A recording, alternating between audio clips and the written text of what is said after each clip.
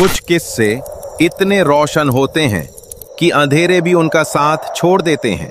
उस रात रोशनी आई नहीं थी, उतरी थी, क्योंकि वो सिर्फ पैदा नहीं हुआ, भेजा गया था।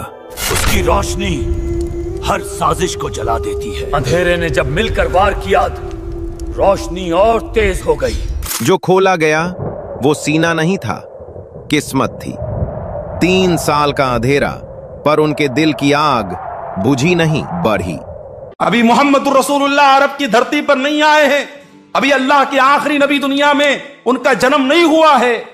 आपके जन्म से 40 या 50 दिन पहले का वाकया। यमन का एक बादशाह है, उसका नाम अबरहा है। उसको मालूम हुआ कि अरब की धरती पर खाने काबा नाम की एक बिल्डिंग है, एक इमारत है, और उस खाने काबा का तवाफ लोग करते हैं, लोग हज करते हैं, लोग उम्रा करते हैं। उसने अपने यमन की राजधानी सना के अंदर एक बहुत बड़ा उसने इमारत बनवाई, स्ट्रक्चर बनवाया, और हुक्म दिया कि आज के बाद यमन के लोग, उनको हज करना होगा, उनको उम्रा करना होगा, वो खाने काबा नहीं जाएंगे, वो मक्का नहीं जाएंगे, वो मेरे इस बनाए हुए घर का तवाफ करेंगे और यहां आकर के वो अपनी इबादत करेंगे। वो अब्रहा ईसाई था, क्रिश्चियन था, लेकिन खाने काबा का एहतराम उन मुशरिकों के दिल में भी था। वो मुशरिक थे, वो बुतों के पुजारी थे, मगर खाने काबा के बारे में उनका यह अकीदा था, यह अल्लाह की इबादत का पहला घर है। ये इब्राहीम अलैहिस्सलाम ने इस घर को बनाया है, और इब्राहीम अलैहिस्सलाम से पहले भी यह घर मौजूद था। यह धरती पर अल्लाह की इबादत का पहला घर है। लोगों ने अबरहा के बनाए हुए उस नकली काबा का तवाफ करना तो बड़ी दूर की बात है, और उसकी जियारत करना तो बड़ी दूर की बात है। लोगों ने इतनी इंसल्ट की कि उसके उस इमारत के अंदर जाकर के उन्होंने पाखाना कर दिया, पेशाब कर दिया, गंदगी कर। अबरहा को तैश आया, गुस्सा आया। उसने ये नहीं पता करवाया इस मेरे बनाए हुए स्ट्रक्चर में किसने पाखाना किया, किसने पेशाब किया, किसने गंदगी की। उसने कहा कि अब मैं खाने काबा को ही मिटा डालूंगा, न रहेगा बांस न बजेगी बांस। उसने बहुत बड़ा लश्कर तैयार किया, और शायद दुनिया के इतिहास का और दुनिया की तारीख का यह पहला लश्कर था जिस लश्कर में हाथियों को इस्तेमाल किया गया। अबरहा खुद बहुत बड़े हाथी पर सवार होकर आया था, और दुनिया की नजरों ने देखा कि यमन का यह बादशाह अपने हाथियों के साथ खाने काबा पर हमला करने के लिए यमन से निकला है। और जब मक्का की सरहदों में दाखिल हुआ, इसके सिपाहियों ने कुछ ऊंटों को पकड़ लिया। कुछ ऊंट थे वहां पर, उन ऊंटों को पकड़ लिया और उन ऊंटों को अपना बना लिया। वो ऊंट किसके थे? वो अल्लाह के रसूल के दादा अब्दुल मुत्तलिब के ऊंट थे। अब्दुल मुत्तलिब को पता चला अबरहा के सिपाहियों ने मेरे ऊंटों को पकड़ लिया है। अब्दुल मुत्तलिब आते हैं और अबरहा से कहते हैं, अबरहा मेरे ऊंट मुझे वापस कर दो। अबरहा को मालूम था अब्दुल मुत्तलिब खाने काबा के मुतवल्ली हैं, खाने काबा की चाबी उनके पास रहती है। अरे अब्दुल मुत्तलिब, मैं तो तुम्हें बहुत नेक इंसान, बहुत अच्छा इंसान समझता था, तुम तो बहुत मेरे मियार से बहुत कमतर निकले। अरे अब्दुल मुत्तलिब, तुम्हें मालूम है मैं यमन से चल करके तुम्हारे खाने काबा को गिराने आया हूं, जिस खाने काबा को तुम अल्लाह का घर मानते हो, जिस खाने काबा को तुम इतना एहतराम करते हो कि तुम उसका तवाफ करते हो और हज और उम्रा करते हो। ऐ अब्दुल मुत्तलिब, उस खाने काबा की तुमको कोई चिंता नहीं है, और तुम अपने ऊंटों को मेरे पास लेने के लिए आए हो। इसका मतलब ये हुआ कि तुम्हें अपने ऊंटों से ज्यादा प्यार है, तुम्हें खाने काबा से कोई प्यार नहीं है। अब जरा जवाब सुनना अब्दुल मुत्तलिब का। अब्दुल मुत्तलिब मुसलमान नहीं थे, उसी अपने खानदान के मजहब पर थे, अपने बाप दादा के मजहब पर थे, बुत परस्ती वाले मजहब पर थे, इस्लाम पर नहीं थे वो। लेकिन उन्होंने जो जवाब दिया है वो जवाब बड़ा माकूल जवाब था। कहा कि ऐ अबरहा, मैं ऊंटों का मालिक हूं, ऊंटों की हिफाजत मेरे जिम्मे थी, इसलिए मैं अपने ऊंट लेने आया हूं। जहां तक खाने काबा की बात है, इन्न लहू रब्बन यहमीही, इस खाने काबा का एक परवरदिगार है, एक रब है, वो अपने घर की हिफाजत करना जानता है, मुझे उसकी चिंता करने की जरूरत नहीं। और फिर चश्मे फलक ने वो मंजर भी देखा। अबरहा अपने हाथियों से जब इशारा करता है, हाथी शाम क्या रुख करने के लिए तैयार है, हाथी जो है यमन की तरफ वापस जाने के लिए तैयार है, हाथी तीनों डायरेक्शन में जाने के लिए तैयार है। मगर हाथी को जब ये कहा जाता है तू खाने काबा की तरफ चल, हाथी 1 इंच चलने के लिए तैयार नहीं, 1 इंच हाथी आगे बढ़ने को तैयार नहीं। उसके बाद दुनिया की नजरों ने ये देखा ہاتھیوں پر آئے ہوئے اس لشکر کا خاتمہ کرنے کے لیے اللہ تعالیٰ نے بارود نہیں برسایا، اللہ تعالیٰ نے توپ کے گولے نہیں برسائے، اللہ تعالیٰ نے فرشتوں کی فوج کو نہیں بھیجا، بلکہ اللہ نے کیسے اپنا عذاب نازل فرمایا؟ الم تر کیف فعل ربک باصحاب الفیل، اے نبی کیا آپ نے دیکھا کہ اللہ تعالیٰ نے ہاتھی والوں کے ساتھ کیا کیا؟ الم یجعل کیدہم فی تضلیل، اے نبی وہ تو بہت بڑی بڑی چالیں اور بہت بڑی بڑی پلاننگ بنا کر کے آئے تھے، اللہ نے ان کی ساری پلاننگ کو ناکام کر دیا۔ وَأَرْسَلَ عَلَيْهِمْ طَيْرًا أَبَابِيلَ، اور اللہ تعالیٰ نے ان کے اوپر چڑیوں کا جھنڈ بھیج دیا، چھوٹی چھوٹی چڑیاں ان کے اوپر بھیج دی، ترمیہم بحجارہ، جو اپنے چونچ میں اور اپنے پنجوں میں چھوٹی چھوٹی چنے کے برابر کی کنکریاں ان کے اوپر گراتی چلی جاتی تھی، اور وہ چھوٹی چھوٹی کنکریاں ایٹم بم بن کر کے ان کے اوپر برستی چلی جاتی تھی، جس کے اوپر وہ پتھر گرتا تھا، وہ کنکری گرتی تھی، وہ وہیں پر مر کر کے ختم ہو جاتا تھا۔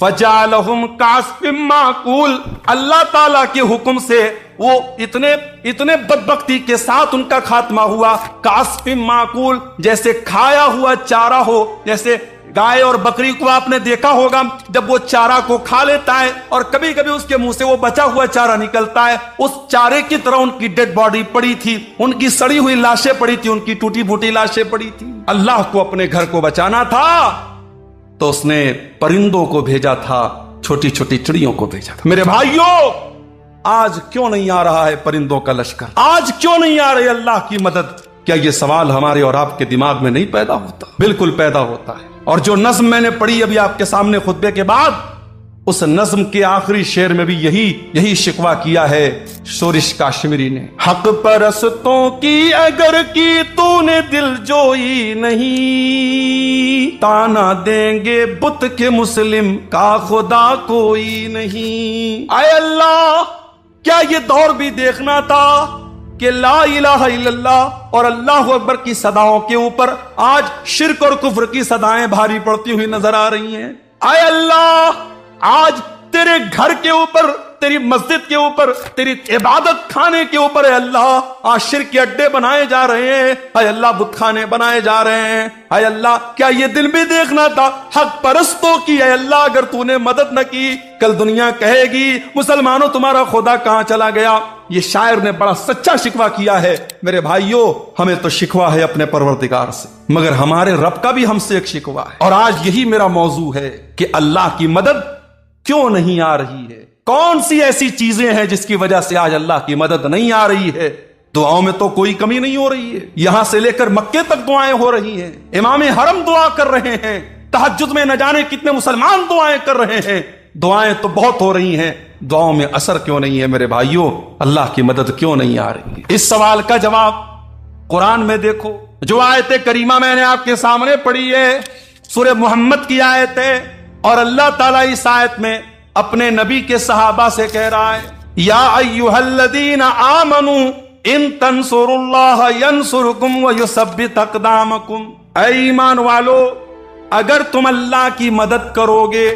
اب یہاں ایک چیز اور نوٹ کر لیجیے، ہماری اتنی اوقات نہیں کہ ہم اللہ کی مدد کر سکیں، نہ اللہ کی مدد کا مطلب کیا ہے بھائی؟ اللہ کیا ہماری مدد کا محتاج ہے؟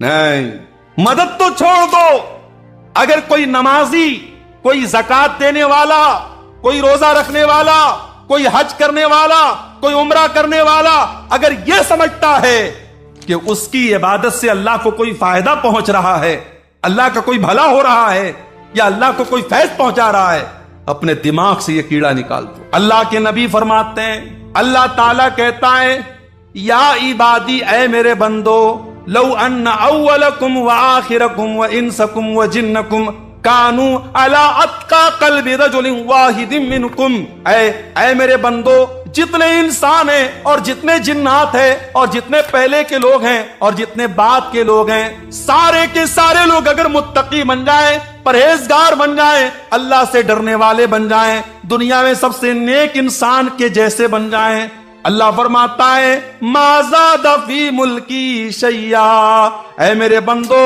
تم سب کے سب متقی اور پرہیزگار بن جاؤ، پھر بھی میری سلطنت میں کوئی اضافہ ہونے والا نہیں ہے۔ اور اے میرے بندو کان کھول کر کے سن لو، جتنے آدم کی اولاد ہیں اور جتنے جنات ہیں اور جتنے پہلے کے لوگ ہیں اور جتنے بعد کے لوگ ہیں، سب کے سب میرے نافرمان ہو جائیں، سب کے سب اللہ کی نافرمانی کرنے لگے، گناہ کرنے لگے، ما نقص من ملکی شیئا، میری حکومت میں، میری سلطنت میں، میری بادشاہت میں کوئی کمی آنے والی نہیں ہے۔ اللہ کو کوئی فائدہ نہیں ہے اور ہماری اتنی اوقات نہیں کہ ہم اللہ کی مدد کر سکیں۔ تب اس آیت کا کیا مطلب ہے بھائی؟ یا ایھا الذین آمنوا، اے ایمان والو، ان تنصروا اللہ ینصرکم، اگر تم اللہ کی عبادت کرو گے، اگر تم اللہ کی مدد کرو گے، اللہ تمہاری مدد کرے گا۔ یہاں اللہ کی مدد سے مراد کیا ہے؟ اللہ کے دین کی مدد، اللہ کے دین کی مدد۔ اگر تم اللہ کے دین کی مدد کرو گے، اگر تم اسلام کی مدد کرو گے، اگر تم اسلام کی حفاظت کرو گے، اگر تم اللہ کے دین کا تعاون کرو گے، اگر اپنے طاقت کے ذریعے، اپنے مال کے ذریعے، اپنے علم کے ذریعے، اپنے جسم کے ذریعے تم اللہ کے دین کی مدد کرو گے، اللہ تمہاری مدد کرے گا۔ حضرت حنظلہ کو دیکھو، نئی نئی شادی ہوئی ہے اور شادی کی پہلی رات اپنی بیوی کے ساتھ ہیں۔ ہر نوجوان کی زندگی میں شادی کی رات بڑی امنگوں کی رات ہوتی ہے۔ حضرت حنظلہ اپنی بیوی کے ساتھ ہیں، شادی کی پہلی رات ہے اور صبح ہوتی ہے اور اللہ کے نبی کی طرف سے جہاد کا اعلان ہوتا ہے، جنگ کے میدان میں جانے کا اعلان ہوتا ہے۔ حضرت حنظلہ اپنی بیوی سے کہتے ہیں، اے میری بیوی مجھے جنگ کے میدان میں جانا پڑے گا، اللہ کے نبی کی طرف سے منادی ہو چکی ہے، اعلان ہو چکا ہے۔ اس زمانے کی عورتیں بھی کیسی عورتیں تھیں، آج کے دور کی عورتیں دین کے نام پر کوئی غیرت نہیں ہے ان کے اندر۔ شوہر اگر دین کے نام پر اپنی بیوی سے کسی قربانی کا مطالبہ کرے تو بیوی دین کے نام پر کوئی قربانی دینے کو تیار نہیں، دنیا کے نام پر ہر قربانی تیار ہے۔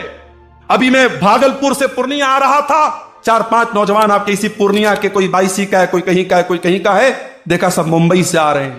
ممبئی سے کہنے لگے مولوی صاحب ہم لوگ ممبئی میں رہتے ہیں، وہاں کام کرتے ہیں اور مہینوں کے سالوں کے بعد ہم اپنے وطن کو لوٹ رہے ہیں، ڈھیر سارا سامان لے کے لوٹ رہے ہیں۔ بیوی کو یہ گوارا ہے کہ شوہر مجھ سے 6 مہینہ 7 مہینہ دور رہے، ممبئی میں رہے، سعودی میں رہے، دبئی میں رہے، بیوی کو یہ ساری آزمائش اور یہ ساری قربانی گوارا ہے۔ کیوں؟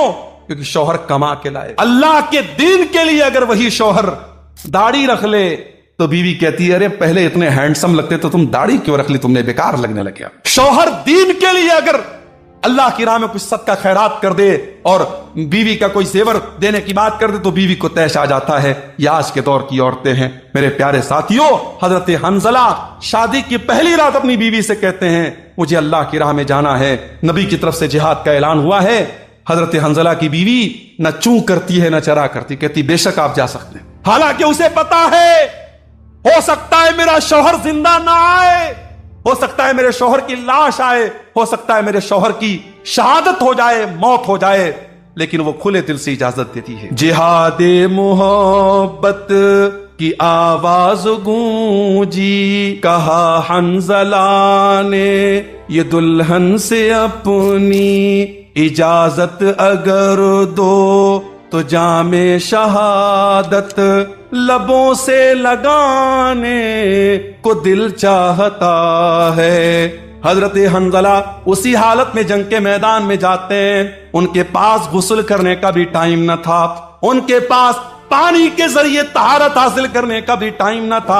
اسی جنابت کی حالت میں وہ جنگ کے میدان میں جاتے ہیں اور میرے بھائیوں اللہ کی راہ میں شہید ہو جاتے ہیں۔ اور جنگ کے بعد جب شہیدوں کی لاشوں کو رکھا جانے لگتا ہے، اللہ کے نبی اپنے صحابہ سے کہتے ہیں او میرے صحابہ انی لارا حنظلہ، او میرے صحابہ میں حنظلہ کو دیکھ رہا ہوں تغسلہ الملائکہ، کہ حنظلہ کو فرشتے غسل دے رہے ہیں۔ حنظلہ جنابت کی حالت میں میدان جنگ میں آئے تھے، ناپاکی کی حالت میں میدان جنگ میں آئے تھے، فرشتے ان کو غسل دے رہے ہیں۔ میرے پیارے ساتھیوں، آج اللہ کے دین کے لیے قربانی دینے کا جذبہ ہمارے اندر سے نکل گیا ہے۔ اپنے بازوؤں کو تھوڑا مضبوط کرو میرے بھائیوں، اپنی ہمت کو تھوڑا جٹا لو اور اللہ کے دین کے لیے محنت کرنے کا اور قربانی دینے کا جذبہ اپنے اندر پیدا کرو۔ اللہ کا وعدہ ہے، یا ایھا الذین آمنوا ان تنصروا اللہ ینصرکم، اے ایمان والو جب تک تم اللہ کی مدد کرتے رہو گے اللہ تمہاری مدد کرتا رہے گا، وَيُثَبِّتْ أَقْدَامَكُمْ، اور اللہ تمہارے قدم کو مضبوط کر دے گا۔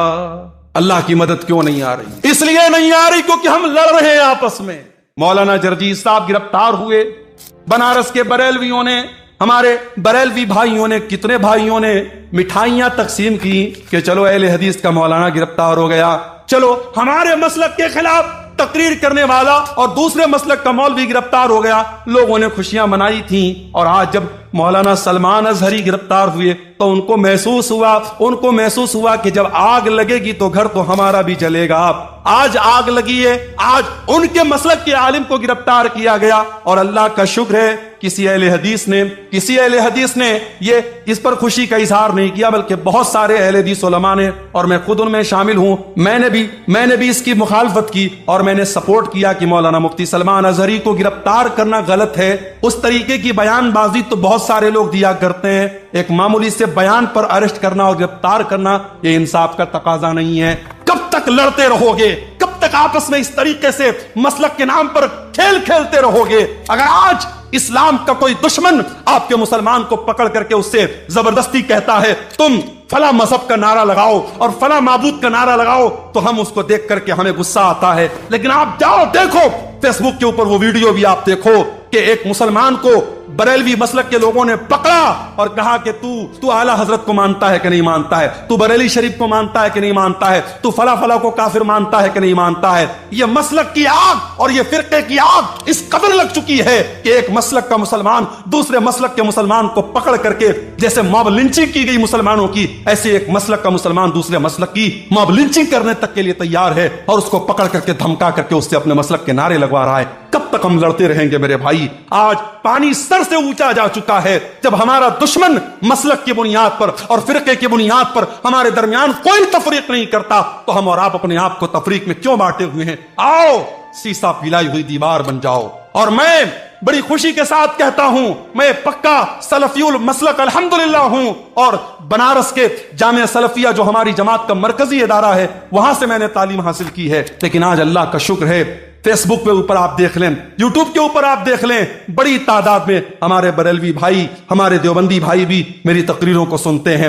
اور یہی شب معراج کا موقع تھا، جس کو عام طور سے لوگ شب معراج مانتے ہیں، حالانکہ ہمارا یہ عقیدہ نہیں ہے۔ ہم یہ تو مانتے ہیں کہ اللہ کے نبی کو معراج ہوئی، مگر معراج کون سی رات ہوئی، کون سے مہینے میں ہوئی، یہ کنفرمیشن ہمیں حدیثوں کی روشنی میں نہیں ملتا۔ لیکن عام طور سے لوگ 27 رجب کو شب معراج مانتے کہ اسی رات میں معراج ہوئی۔ بنارس سے 100 کلومیٹر دور ایک جگہ پڑتی ہے مچھلی شہر، وہاں پر بریلوی بھائی ہر سال پروگرام کراتے ہیں معراج النبی کے نام پر۔ آپ یوٹیوب پر جا کے دیکھ لیں، وہاں مجھے تقریر کا موقع دیا گیا۔ بریلویوں کا مجمع ہے، ان کے نعرے لگ رہے ہیں، ان کے علماء بیٹھے ہیں، وہاں پر الحمدللہ میں نے تقریر کی اور قرآن و حدیث کی روشنی میں کی، اور جو صحیح بات ہے، جو کتاب و سنت کی بات ہے، وہ میں نے بیان کی۔ میرے بھائیوں، ہم چاہتے ہیں کہ ایسا ماحول بنے، ایک دوسرے کا احترام ہم کرنا سیکھیں، ایک دوسرے کے علماء کا احترام کرنا ہم سیکھیں۔ ہمارے جو اختلافات ہیں ہم ایک دائرے میں رہ کر کے اس کو حل کر سکتے ہیں، لیکن آج مسلک کھیلنے کا ٹائم نہیں ہے میرے بھائی۔ ہماری تاریخ یہ بتاتی ہے اندلس جیسا ملک مسلمانوں سے خالی ہو گیا، وہاں کی مسجدوں کو استبل بنا دیا گیا، وہاں کی مسجدوں میں داس کے اڈے اور شراب کے اڈے بن گئے۔ کیوں؟ جاؤ اتہاس اٹھا کے دیکھو، تاریخ اٹھا کے دیکھو، اندلس کے مسلمان آپس میں لڑ پڑے، چھوٹی چھوٹی ریاستیں قائم ہو گئی، اندلس کے الگ الگ علاقے میں چھوٹی چھوٹی حکومتیں قائم ہو گئی، اور جب دشمن نے حملہ کیا، دشمن کا ساتھ اپنے مسلمان بھائی کے خلاف دیا ان لوگوں نے، نتیجہ یہ نکلا اندلس کے اندر سے مسلمان ختم ہو گئے۔ اور آج آپ اندلس میں دیکھیے، تلاش کرنا پڑے گا، دور دور تک آپ کو کوئی مسجد نہیں ملے گی، کوئی مسلمان نہیں ملے گا۔ میرے بھائیوں، اگر ہم اس تاریخ سے اپنے آپ کو بچانا چاہتے ہیں، ہمیں اپنے اندر اتحاد پیدا کرنا پڑے گا، یونٹی پیدا کرنا پڑے گا، اتحاد پیدا کرنا پڑے گا، اور جب ہم اتحاد کی بات کرتے ہیں تو معاف کیجئے ہر چیز میں اتحاد کی بات آتی ہے.